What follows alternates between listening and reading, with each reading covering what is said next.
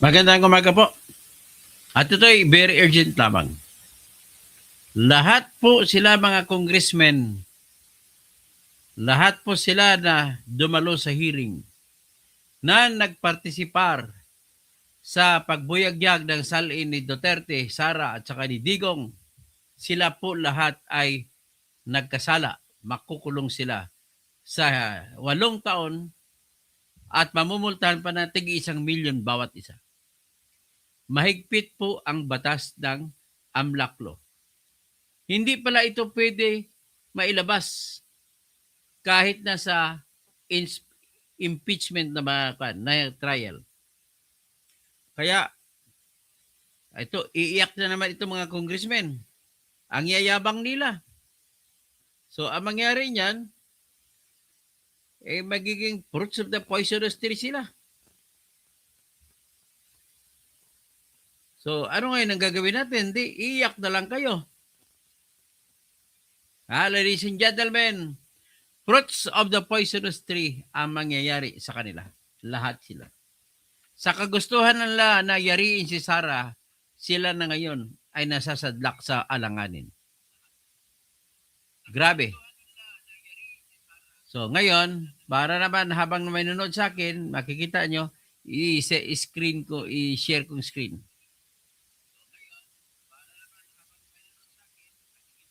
Yan Bawal ipakita ang AMLAC records.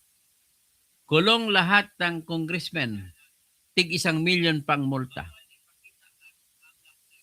Yan Tandaan nyo yan. Siguro maganda bago tayo ipatugtugin ko muna yung Lampas buwan na kanta na ginawa ko. Habang nag-antay ako ng audience.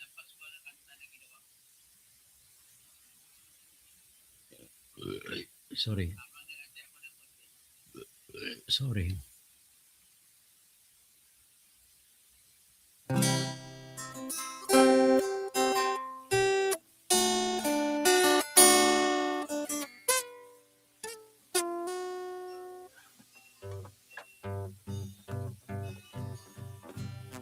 Si Saldi ko dapat wasakin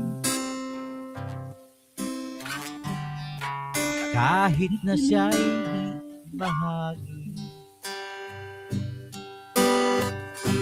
Siya gayong igigisa. Sana ay katayin na. Sa'y napakarami nakaw lampas pa sa buwan. Pakinggan mga taong humihiya sa nakaw lampas buwan. Ayokong mabuhay ng malungkot. Si Sara Diskaya lang masaya. Marilyn Bundok, magandang umaga. Nagpakasasa hanggang sa pagtanda. Halina tayo'y tumiga. Siya'y napakarami nakaw. Richard Chan, magandang umaga. Romel Bengson, naging pagkakitan.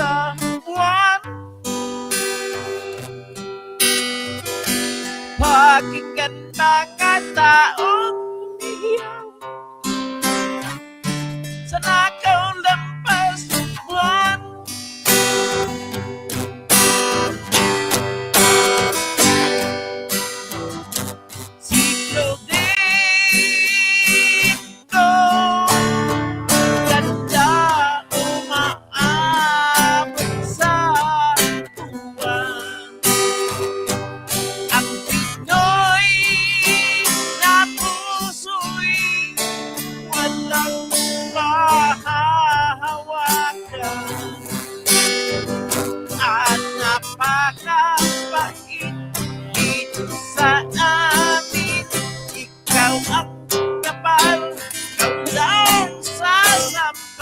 Marinig mo na, good morning.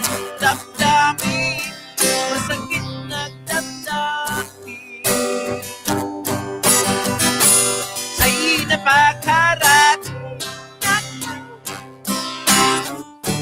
lampas pa sa buwan. Bakit ang mga tao sa nakaulap na buwan? Yan ha. Okay.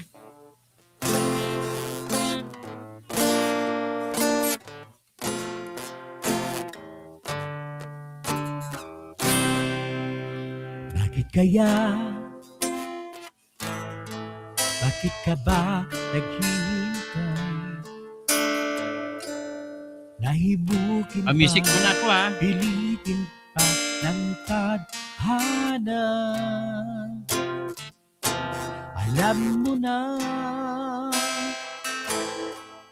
kung ano ang nagkagaganyan. Lumulutang nasasaya ang buhay mo. Gandang umaga, Rodolfo Ruiz. At ang ibinubulong Elvin ng Burgos. iyong puso. Natutulog ba ang Diyos? Natutulog ba?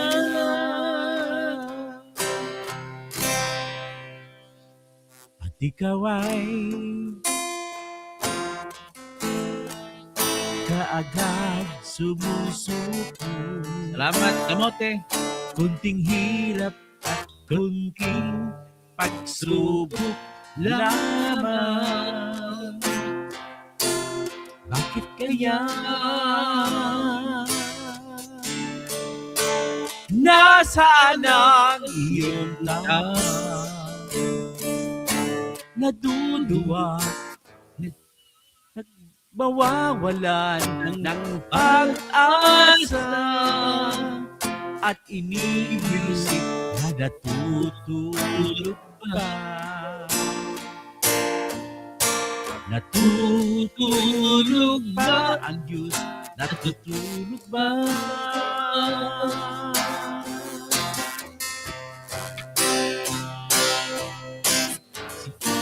Sikapin mo, pilitin mo, ibayin ang iyong puso. Hangin ikaw ang huhugot sa iyong bukas. Huwag mo sana akalain natutulog ba ang Diyos ang buhay mo. Ay mayroong halaga sa Kanya. Yan. Mga naman na, mag-vlog na tayo. Marami-rami ng audience. Ito, ladies and gentlemen, sa totoo lang, inaamin ko nakakasira kay Sara kanina ang nangyari sa AMLAC na yun. AMLAC yung salin, wala yun eh. Ang layo ng salin. Sa salin nga, magagamit mo pa na patunayan mo na hindi totoong 125 million na ninakaw ni Sara kasi hindi mo makikita ang 125 million doon eh. Pero itong talagang damaging yung AMLAC na pinalabas nila. Nakalabas kasi, biro mo, since 2006, 2005, hanggang ngayon, 2025, ang lahat ng deposito tsaka withdraw, deposito, withdraw, lahat tinutal lang lahat. Ibig sabihin, nagdeposito si Sara, halimbawa, nagdeposito sa 50 million. Kinabukasan, withdrawin niya 50 million. Ilang transaksyon na? 100 million na. 2 transactions. Covered transaction yan kasi lampas 500,000. So, ang tawag niya CTR, covered transaction. Pagkatapos, balik sa deposito niyo 50 billion, 3 transactions na siya. Pero the same pera, 3 transactions na siya. Tapos, 3 transaction ay covered transaction din yun kasi more than 500,000 pesos. So, winidraw niya uli. 4 transactions na siya. Naka 200,000 na siya sa transaction. At 200 million. Mag-deposito uli. Mag-withdraw uli 50 million. Pang 5 transaction. So, ang total na transaction is 250 million. Balik na sa uli kinabukasan, i-deposito niya. So, magiging 300 million na. 6 na transaction. Withdrawin niya uli pang 7 transaction. Magiging 350 million. I-deposit niya kinabukasan ulit, 50 million, maging 800 million. Walang transaction na. Withdrawin niya kinabukasan, magiging 450 pesos at million na transaction. Pero ang transaction niya, siyam pa lang. Kinabukasan ulit, balik siya, naging 10 transaction, naging 500 million. Pwede po gawin yan, ladies and gentlemen. 3 billion mahigit ang nilista na transaction kay Sara Duterte mula noong 2005 hanggang ngayon 2025 in 20 years time. You can just imagine. Hindi ibig sabihin na iyan ay hulog ng hulog lahat. Hulog, withdraw, hulog, withdraw, hulog, withdraw. Yan po yan. So kung maghulog ka, mas magbabayad ka, bibigay ka ng cheque, bawas na naman another transaction. Ganon po yun ang recording ng AMLAC. Sa AMLAC recording, mayroong 317 transactions nangyari kay Sara mula noong 2005 hanggang ngayon. Ayon yan sa recording ng AMLAC na pinalabas. Ganon din kay Mascarpio, yung mga almost 3 million din. Kaya ang total sa kanila, mula 2005 hanggang sa 2025, ay naka 6 billion mahigit. Yan po ang resulta. Hindi ba nakakasira kay Sara yan? Kung totoo man yun, talaga sira-sira siya doon. So ngayon, ang problema, siyempre hindi mo rin makukuha na yun din ang total ng pera mo. Kasi gaya nito, mayroon akong 1 million na nakabangko. Bukas, deposito ako 100 million. So, ang total ko balance is 101 million. Kinabukasan, ang 100 million, withdrawin ko na mali. Ang balance ko, 1 million. Pero dalawang transaction ako, 200 million ang halaga. Pangatlong araw, deposito ko, magiging 150 million, 300 million ang transaction ko. Pero 3 transaction lang. Tapos, sunod na araw, pang-4, withdrawin ko ulit, naka 400 million ako. Ganun lang ho, kasi siyempre, ano lang yan, ibig sabihin, pwede po mangyari na ganun kung gusto mo, halimbawa, uutang ka. Gusto mo pataas ng credit line mo para pautangin ka ng bangko na mas malaki. So, meron kang bangko na isa BPI, ang isa BDO. So, ang gagawin mo, parang ini-insider trading mo yung BDO mo. So, mayroon kang bangko na BPI. I-deposito mo from BPI, transfer ka sa cellphone, ilipat mo doon sa BDO mo, 50 million. Okay, ano lang, maliitan kasi pang loan lang naman eh, 50,000. Kinabukasan, meron din akong app ng BDO, ilipat ko naman sa PNB ko, 50 million. So, nakadalawang transaction na. Tapos, mula sa PNB ko, ilipat ko muna sa ibang bangko ko, may RCBC ako. Tapos RCBC, ibalik ko naman sa BDO. Ganun po kasimple magpaganda ng itsura sa mga bangko na nagpapautang. Na akala nila marami kang pera. Kaya pautangin ka nila. Diba? Inshallah. Amil Mutalib. Assalamualaikum. Ganun na mangyari. Pero ibig sabihin, ang sa akin lang dito, hindi yun eh. Nasira na si Sara dito. Pero although, hindi nila mapapatunayan kung totoo hindi. Kasi ganito po nangyari. May bit-bit na mga transaction si Trillanes. Pinangalanan niya ito'y hulog ni Samuel Oy. May iba naman sa bangko, pinangalanan niya kung kanino-kuno nang galing. Tapos, nagtanong sila doon kay Attorney Buenaventura na Executive Director ng AMLAC. Sasabihin ngayon ni Congressman Abante kay Attorney, itong mga deposito na nilista ni Trillanes. Pakitingin nga kung nandun yan sa iyong listahan sa AMLAC. Ba, meron. Nandun.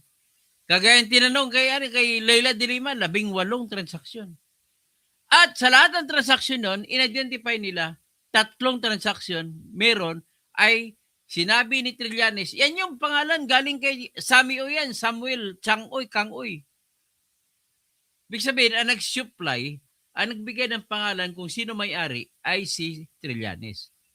Meron pa siyang pinakita na mga kung saan na mga Xerox copies ng mga cheque, kung ano, pakatibayan na kay Samuel Oy nang galing. At dineposito sa bank account ni Sarah. Ganon pinakita. Ladies and gentlemen, ako'y namamangha, ako'y nalulula kanina sa dami. Hindi ako makapagsalita. Siyempre, natira yung idol ko eh. Presidente ko si Sarah, tapos ganon din ang mangyari. Talagang, inaamin ko talagang paldo-paldo. Ganon kasimple. Sirang-sira. Pero, ladies and gentlemen, ito po ang hindi ninyo alam. Hindi ko rin alam. Ngayon ko lang naraman. Ngayon ko lang nalaman nung napagtanto ko. Nako, ito pala. Bawal pala ang detalye ng AMLAC ibuyagyag. Ngayon, sino makukulong? Si Listro. Dami nila makukulong. Tig-8 taon bawat isa kay si Luistro, si Abante, si Dilema, si Chilyokno, si Ngiwi. Ay, sino bang Ngiwi? Pasensya ka na, Persisindan niya. Ayokong, I don't mean to yan, kano lang yun. Hindi na kita tatawagin ng ganon. Si Persisindan niya. Pero mas ganda siguro, okay lang naman siya tawagin kang bakla, di ba? Para sa akin, tawagin mo ko kalbo, okay lang sa akin. Oh, marami kayo. Kit Flores, sino-sino pa. Nako, kasama pa si Bong Suntay. Nakisabay pa. Si Marcoleta, nakisabay pa. Lahat po kayo na nakakita. Pati numero 1 na ikukulong, si Attorney Buenaventura. Bakit niya pinayagan nilabas? Grabe. Ito po yung parusa. Nako. Grabe, Buenaventura. Makukulong ka. Ikaw unang makukulong. Ako makukulong din. Kasi, kaya nga, ayaw ko na ilabas ngayon eh. Makukulong din ako. Lahat ng vlogger makukulong. Grabe. Ayan o. Ang batas. Very clear ang batas na nagsasabi. Breach of confidentiality. The punishment of imprisonment ranging from 3 to 8 years at a fine of not less than 500,000 pesos but not more than 1 million pesos shall be imposed on a person convicted for a violation under Section 9. Ano yung Section 9? Yan ay yung pag-reveal. Ito ang Section 9C. Section 9D pala, Section 9D. Section 14, hindi Section 9. Section 14D. Pakita ko sa inyo yung batas.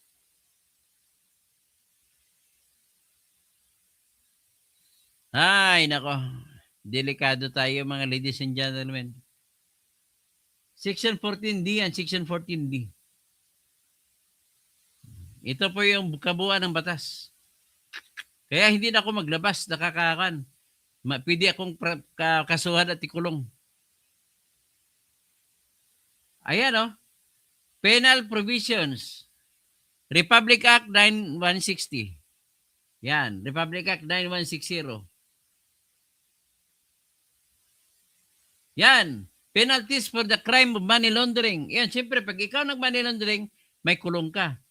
Pero hanggang dito, malicious reporting. At hanggang dito, breach of confidentiality. Tayo, wala tayong karapatan ipaalam, ipabuyag yun sa publiko ang tinatawag na mga salin. Grabe palang pagangkuan yan, protection dyan. Bawal na bawal. Naku, hindot. Kulong sila lahat. Kulong sila lahat. Ang isa pa dyan, ang lahat ng ebidensya na nakuha nila ay poisonous tree. Yan ang tinatawag na fruits of the poisonous tree. Yan. Bawal ipakita ang black records. Kulong lahat, pati vlogger, pati ako, makukulong. Grabe. Kaya hindi ko ilalabas, hanggang dyan lang tayo. Pwede akong kasuhan. Ngayon, ang mangyari ito, wala. Nailabas ko na, na-record na nila yung sa akin. So, yan po, anong resulta? Magbabase po ang resulta niyan sa aplikasyon ng Section 3, Article 3 ng Constitution.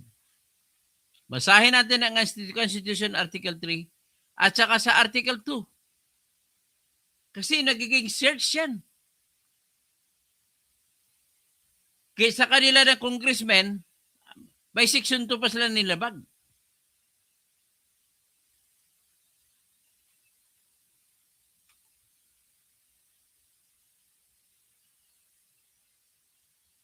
Yan ang problema natin sa ngayon.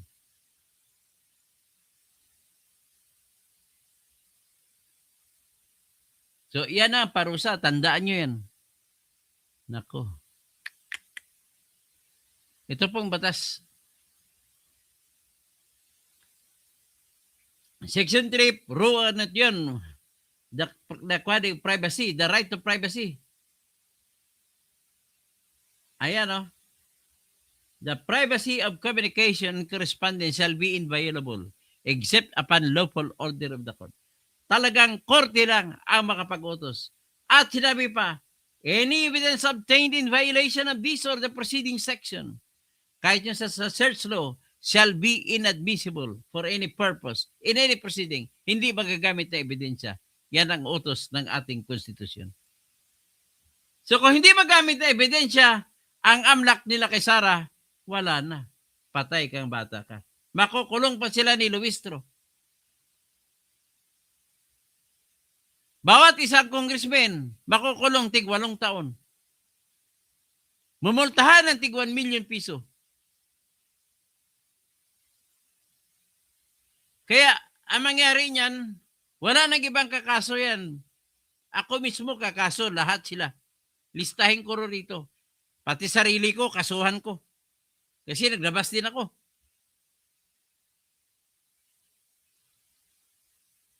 Aminin ko sa piskal, ako nagkamali din.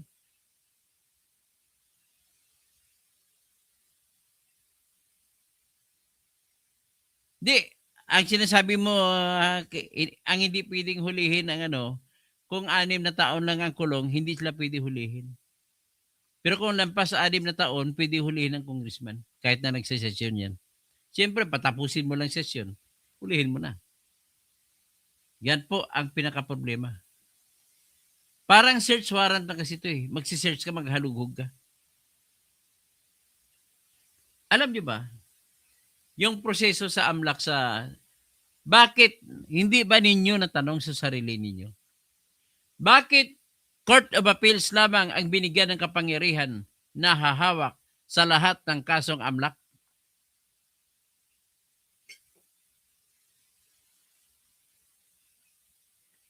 Hawakan muna ng Court of Appeals bago ipasa sa kung may krimen sa criminal court.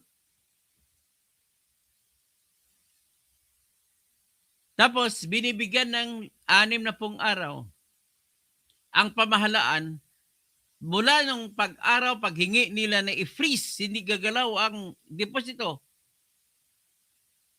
Pagdating ng 60 araw ay automatic tanggal yan. At kung bakit binigay sa Court of Appeals, ang intention ng batas ay para mas kukunti ang may access sa Court of Appeals. Hindi kagaya sa RTC, maraming may access. So, yan po pinaka-problema natin. Alfredo Lanuhan, kahit tawagin mo ko bukal, okay lang sa akin yan. Yan ang pinaka-problema katotohanan, kaya ayaw ko maglabas ng salin dito ngayon. Pwede ako kasuhan, makukulong ako ng 8 taon. Magbabayad ako 8 million. 1 million. Di ko kaya yun.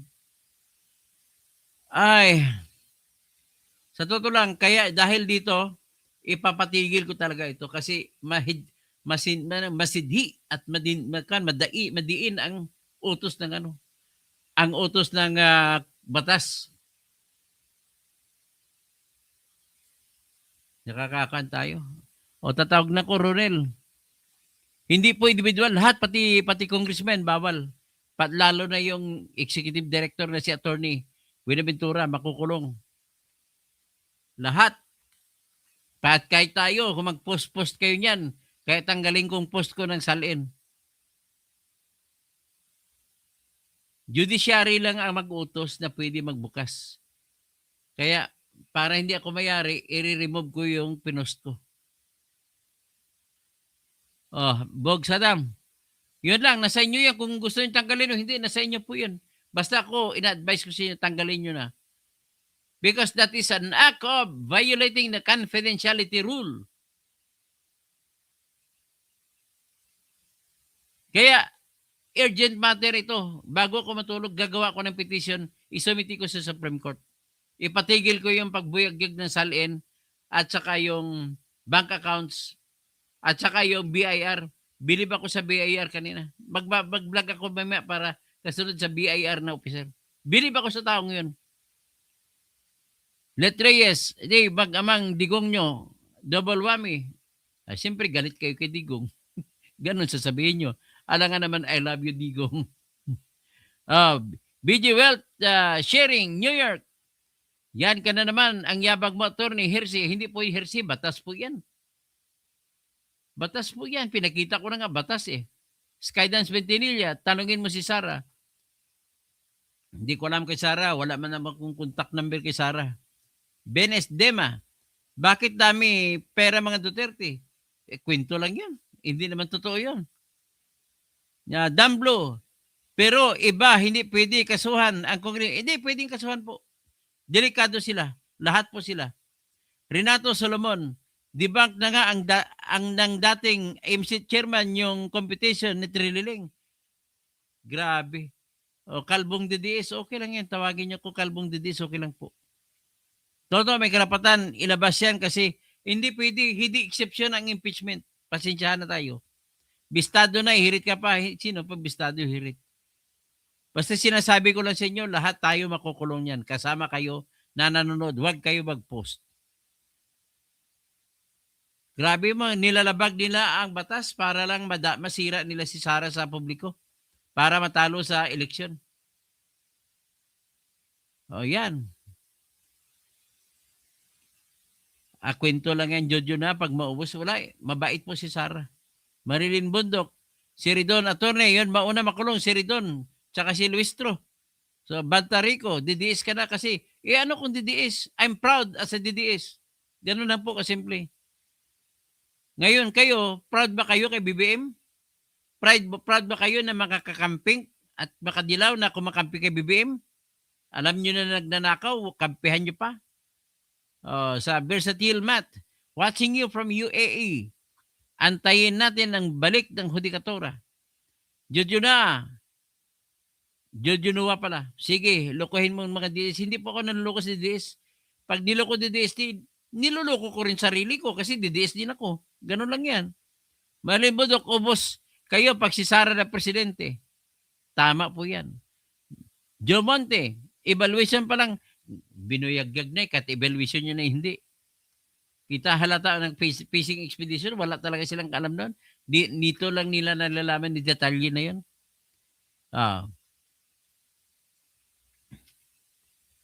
Ano na yan?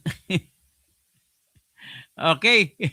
Si Elvin Burgos, ano ibig sabihin? Fake attorney. Baka attorney recto ang gago. Sa Recto Street kasi mga fake eh. So, Bugsadam, Yansig, Yari, Singwi. Renato Solomon. Si Manuel Go. Money Laundering. Elvin Burgos. Hi, Os Down Under.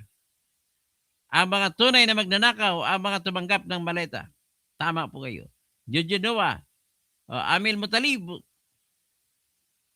Amil Mutalib. Atalib. Elvin Burgos. Hichel. Total yan, pumasok na, lumabas sa loob. Okay, tapos si Sara Lustay, Elvin Burgos. Yun, siyempre, kayo mga anti-DDS, ay tuwang-tuwa kayo. Kami naman mga DDS, siyempre lungkot kami, ganun lang kasimple po. Lungkot kami, pero I'll do my best. Pagtapos po nito, iba-vlog ko lang muna si attorney, yung attorney na BIR, na saludo ako doon. Tumayo talaga, tumimbig talaga siya, tumindig. Naimbag grabe, naimbag ang mga kan, nga bigat. Attorney Kausing watching from Kuwait, so si Richard Chan. Ayan, Marilyn Bundok, hanggang dyan lang muna tayo. At i-vlog ko pa kaya siguro yung yung para example ba? Sample. Yung ginawa na yung ginawa ng manager ng ng BIR. O, sige. Pasok ka, Den of Chiefs. From Misamis Occidental. Okay.